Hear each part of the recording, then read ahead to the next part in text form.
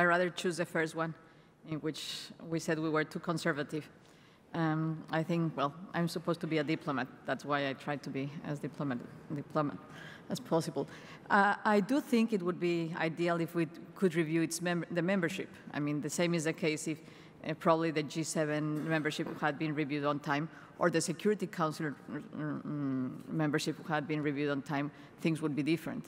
But I think it's very difficult when you're a member of the club to put into place some rules, so eventually you might be getting out.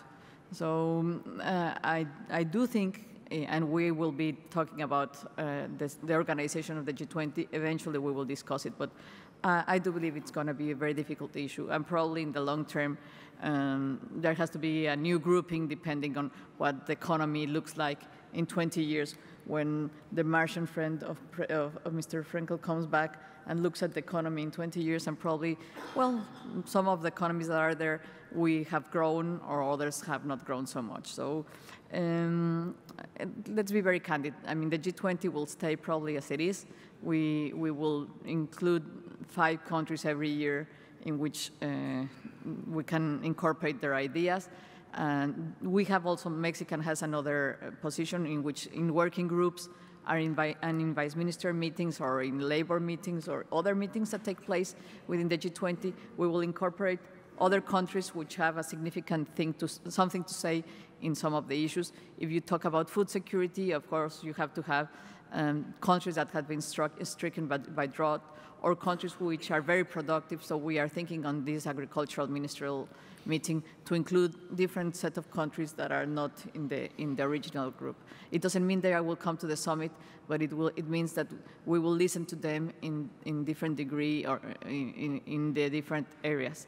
If you are talking about energy efficiency, I mean, you can bring other countries. So that's a way of trying to, well, to diminish the problems you create when having a close grouping. But I'm really very frank. I don't think there would be any possibility of establishing the clause, even though it could be presented by some of us. On the issue of more regulation and what's the cumulative effect on growth, I don't think having more regulation necessarily has to be a contradiction with recovering growth. I think the problem is that we still haven't been able to establish different issues on how to recover growth. But I do believe that effective regulation, not more regulation, it's really the key point, and probably it would have avoided also this second crisis we are right now in this moment. And I think those are the two questions I want to answer. Thank you very much. Thank you. Yeah. I just want to add to what what's just been said by Amanda. Regarding this membership, I think you're right that there's all different valid reasons why this composition may be not ideal. But the thing is, to be blunt with you, I think this is discussing membership issue is really like opening Pandora's box. The problem is, the dilemma is everybody wants to be in, but everybody wants to keep it small. So you just cannot keep them all. And then as you said, you know, as the time goes on, I suppose there's very obvious reason to change this composition. But G20 happened to be there, and that's why they 20 leaders gathered together. Actually, not G20, there's many others included. But in any case, so as of now, in my view, since the G20 is now yet to prove itself as a steering committee effective one, so I think membership issue should be controlled for some time to come. In fact, G20 Sherpas 2 years ago decided that the additional guests would go over 5. And the other issue with this, new agenda of including this distributional issue, I think you see this. I think if we see this from this perspective, I think it all answers this question, and that is that G20's major objective is to achieve a strong, sustainable and balanced global growth. How can you have sustainable growth when the global development gaps are widening and the income distributions are worsening? So it should be important agenda for the G20. There's no doubt about that. So I think this, and also this, the rebalancing with the emerging world as well. And again, you know, how can you have global economy have a sustainable growth when the development gaps are widening? So this should be concern of the G20. Thank you very much. Jacob? We have another 2-3 minutes. Yes, I will start with the issue of the disparities in the distribution of wealth and income. Indeed, this has been brewing for years, and it has developed over decades. Whether we want it or not, it will not be solved in one day.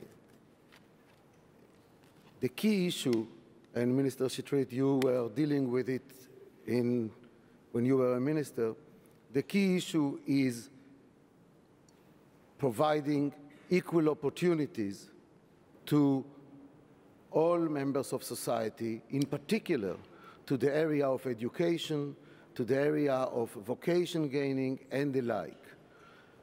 It is the reality that not everyone has the same potential, but everyone should have the same opportunity. I want to caution against one thing.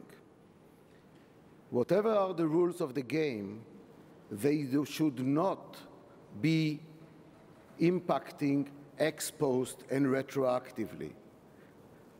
The whole essence of the capitalistic system is that people make decisions, they invest, they forego consumption in order to secure a better future according to some rules of game.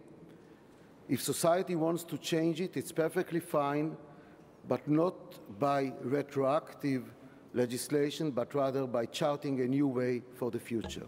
And this brings me to the question of the regulation that we are having here.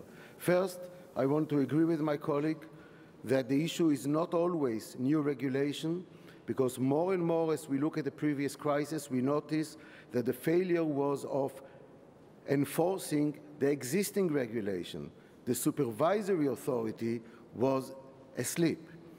But yet, when we are having new regulations, and some are needed, we need to ensure that there is a level playing field so that you are supporting the global marketplace rather than pushing towards a fragmentation. And that's the issue about the cumulative effect. Let me say that as far as I know, and as far as I heard from some policymakers, the cumulative effects are not very well defined and known. So there is here an analytical question, a philosophical one. We are on an airplane, we have a problem, we are in the middle of the flight, and we need to fix the airplane before landing. And that's really the issue. And you cannot just go ahead without making changes, but you must be aware that not all of those changes you can make while in flight. Jacob, we have to stop. I think this is a good way to stop. We're all in this airplane together, flying towards lunch at this point, and a great discussion. But obviously, we have huge challenges. But let me thank the panelists, the wonderful panelists, for their very